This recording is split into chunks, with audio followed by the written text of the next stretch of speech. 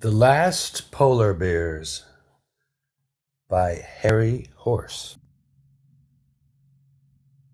Friday, 4th of October, north of Aberdeen, on board the Unsinkable.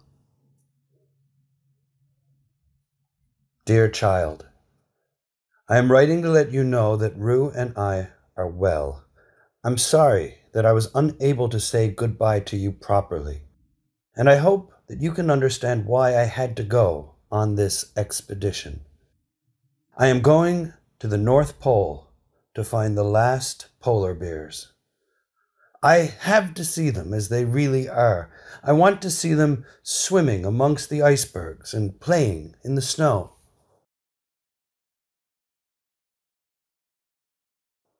You see, I remember going to the zoo one hot summer's afternoon and seeing my first polar bear. He was sitting in the shade of a dead tree.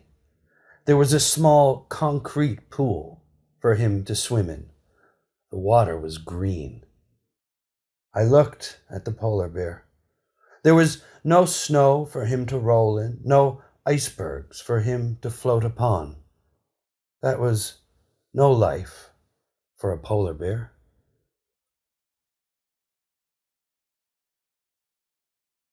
I could not save him. How could I? You can hardly smuggle a polar bear under your coat and walk out with him, can you? That day, I decided to go to the North Pole to see how the polar bears really live. I went to the library and I read everything I could find about polar bears, where they live, what they eat, and how to look for them in remote places. I studied many maps until one day, in the British Museum, I found the map of Great Bear Ridge. And I knew then that this is where I would find the last polar bears. I began to plan an expedition. Your mother said I was too old to go off to the North Pole by myself, but all my life I have either been too old or too young to do what I wanted to do. So this time, I decided that I would listen to no one. I booked my passage on the good ship Unsinkable. I decided, after a lot of thought, to take Rue with me. Huskies would be better, but I couldn't afford to feed them. Rue said that her particular breed were, in fact, better than huskies, but that no one had ever given them the chance to prove it. When I told her that our expedition was to the North Pole, she said that she had heard of it, and that one of her relations helped to put it up. We sneaked out of the house one night whilst you were fast asleep. I didn't wake you up, for you know I hate to say goodbye. I took your Uncle Freddy's golf trolley to use as our sledge. Tell him I only want it for a little while. Tell your mother I'm sorry, but I had to go. Don't worry, I'll be back. With love, your grandfather.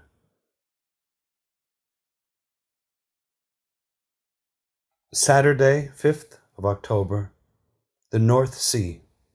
In my cabin on board the Unsinkable. Dear child, I have a very nice cabin. It has 2 portholes, one for Rue and one for me. So far, I have seen a lot of seagulls and a porpoise. Rue said she saw a sheep. Rue has not been a very good sailor. She says that dogs aren't supposed to go on boats. I told her that some boats always have a cat on board to kill rats.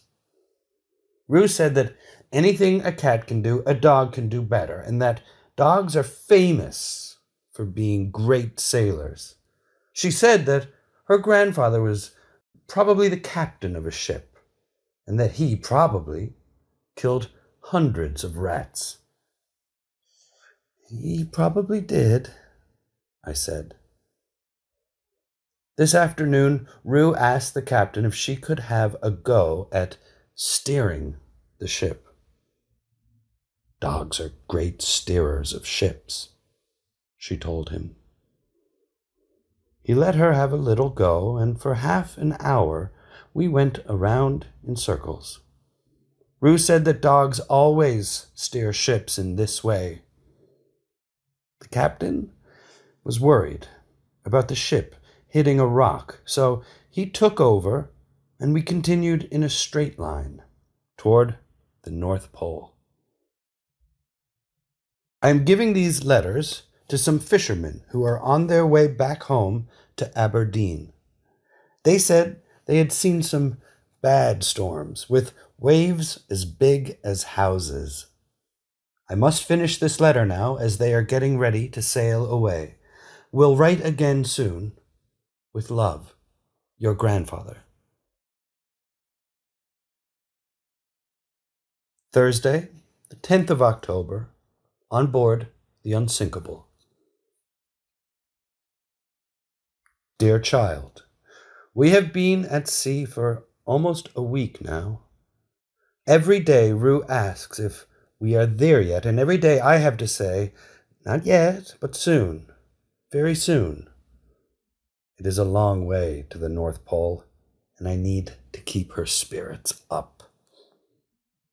The sea is such a big place. It seems to go on forever. We did see some land yesterday.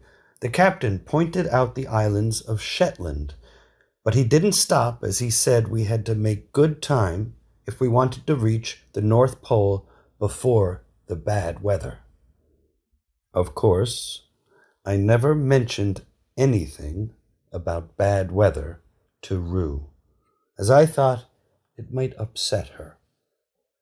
She has been rather a nuisance, I'm afraid, and I begin to wonder whether it was such a good idea to bring her along in the first place.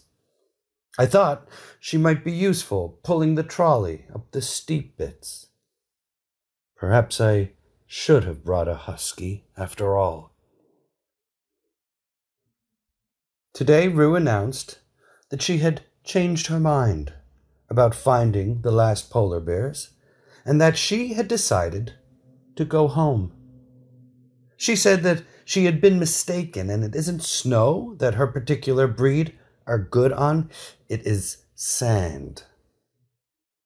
I said it was impossible to turn around and go back now, and that we just had to press on.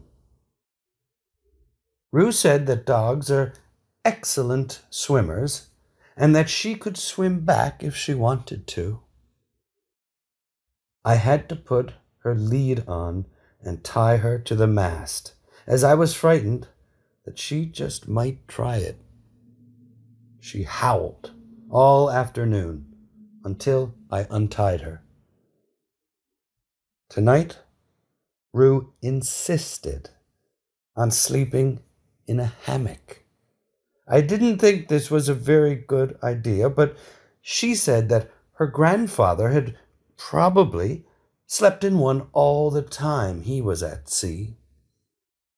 I finally agreed, but I warned her not to stand up in the hammock. She ignored me completely and promptly fell out onto the floor. I wish she would sleep in her basket like a normal dog. She is now in my bed, which is very uncomfortable for me. The boat is going up and down, and I have spilled ink all over the sheets. Feeling a little poorly. Your grandfather. Friday, the 11th of October. On board the Unthinkable. Dear child, what a horrible night. I don't think I slept a wink. Rue pulled all the covers off me and wrapped herself in a ball at my feet. The boat was leaping around all night, and twice I ended up on the floor. I can't remember anything else, but when I woke up this morning, I was in Rue's basket at the foot of the bed. The captain cooked a hearty breakfast of sausages, bacon, and eggs, but I couldn't eat a scrap. I felt so sick. I just had to sit there and watch Rue and the captain wolf down the lot. Rue, her mouth full of toast and marmalade, explained between bites how dogs never suffer from seasickness on account of them having 4 legs. Having 4 legs means you never wobble about, explained Rue.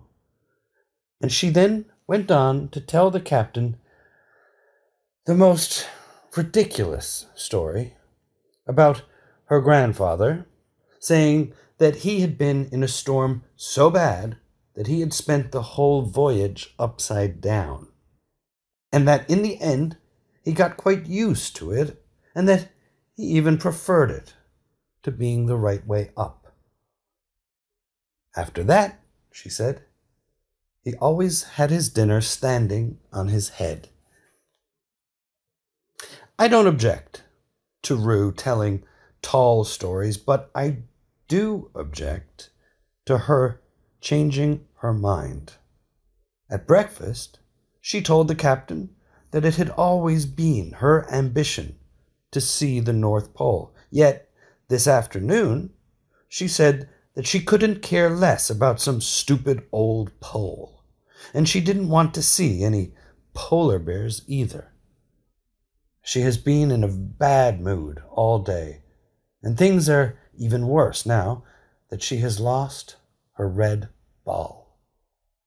She was playing run and catch by herself on the deck when it rolled overboard and was eaten by a passing shark. Very sleepy tonight. I have not had breakfast, lunch, or tea today. Will send this letter as soon as I can. Rue is in her basket, and I am going to bed. Very rough seas tonight. The ship is making horrible, groaning noises. Can't write any more. Your grandfather. Monday, the 14th of October, somewhere near Iceland, but not sure exactly where, on board the Unthinkable. Dear child, we have now been on our expedition for 10 days. Of course, we are not there yet, but at least we are on our way. Once we get there, we can begin to practice climbing and looking for the best route up to Great Bear Ridge. I have never been on an expedition before, and neither has Rue, but I know that you can't hurry. We have to be careful. Terrible things can happen on an expedition if you hurry. You could fall down a crevasse or get lost in a snowstorm. I intend to do a lot of planning so that things like that won't happen to Rue and me. Rue said she wouldn't have come along if she had known it was going to be that kind of expedition, and that she thought we were just going away for a couple of days. I tried to explain that expeditions always take a long time. If they only lasted a couple of days, then everyone would go on one. It isn't like going to the beach for a picnic. You can't come home at night for your tea. And all this talk of beaches and picnics put me in a rather sorry mood, and I suddenly missed you all, even Uncle Freddy. I went out on deck. The sun was setting. A gentle wind blew overhead. I wondered whether I was wrong to have come all this way. Maybe the polar bears wouldn't want to see us. Maybe we would get lost in a snowstorm. Maybe... My thoughts were interrupted by the captain shouting at me to batten down the hatches and lash down any loose barrels. I didn't see the hurry. The sea looked so calm. "The calm before the storm," whispered the captain. A minute later, there was a growl of thunder, and huge black clouds rolled in overhead. "Get below!" ordered the captain. After I had finished all the battening and lashing, I looked at the sea. It seemed angry. I quickly went below into the cabin, as I didn't want to make it any angrier. We did not talk much this evening as we ate our supper. I had to hold on to my plate to stop it sliding off the table.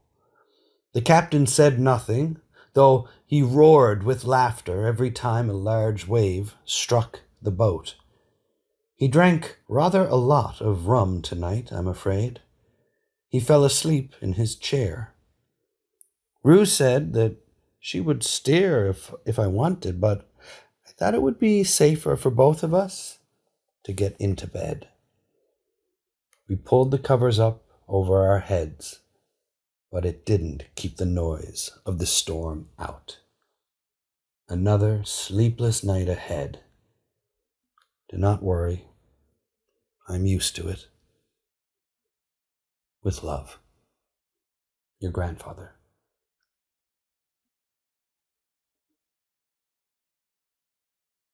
Tuesday, 15th of October. The Unsinkable. My dear child, I was woken in the middle of the night by Rue barking that the ship was sinking. At first I just grabbed my dressing gown, but I didn't want to be marooned at sea in my night clothes.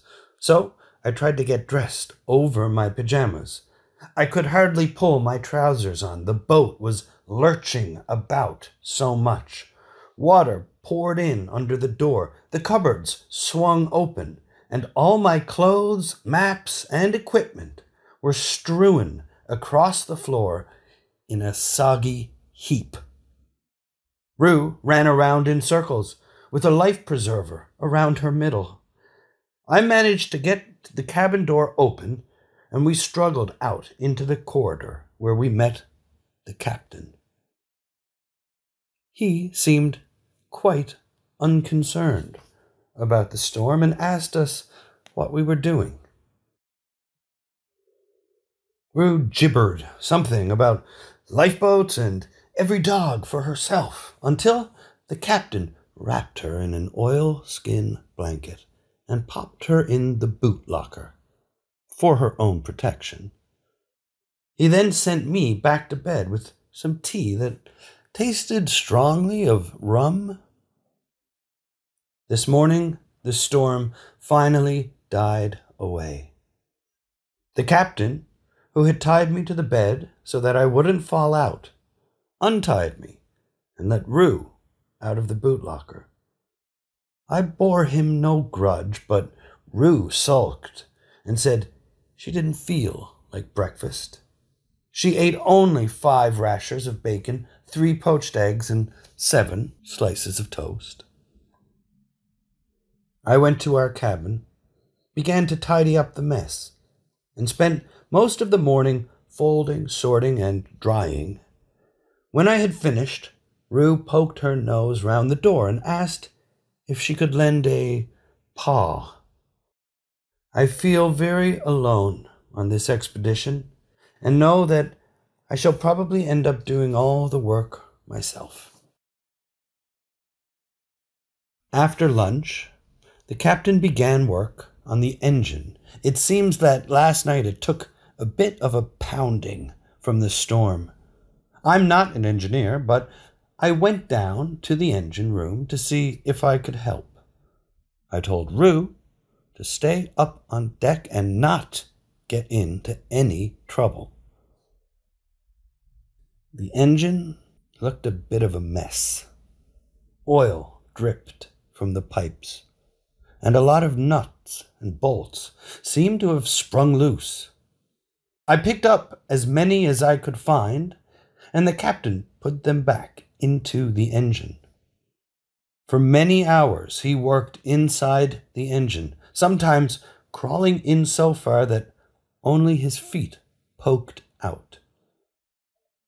At last, the final bolt was put back in its place, and after the captain had done a bit more adjusting, he tried to start the engine.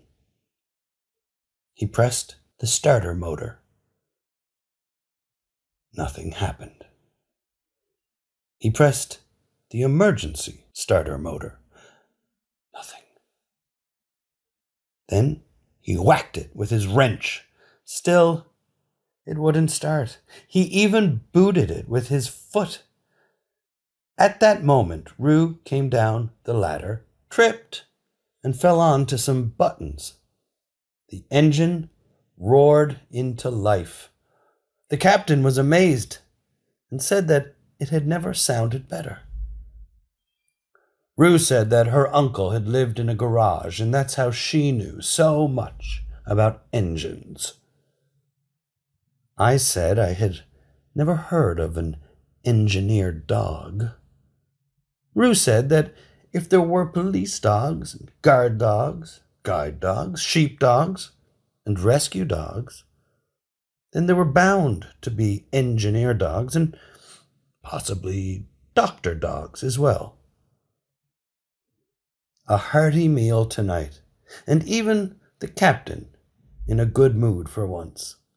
We all played Old Maid. Rue won 19 games in a row. Very sleepy. We'll write more tomorrow. Your grandfather.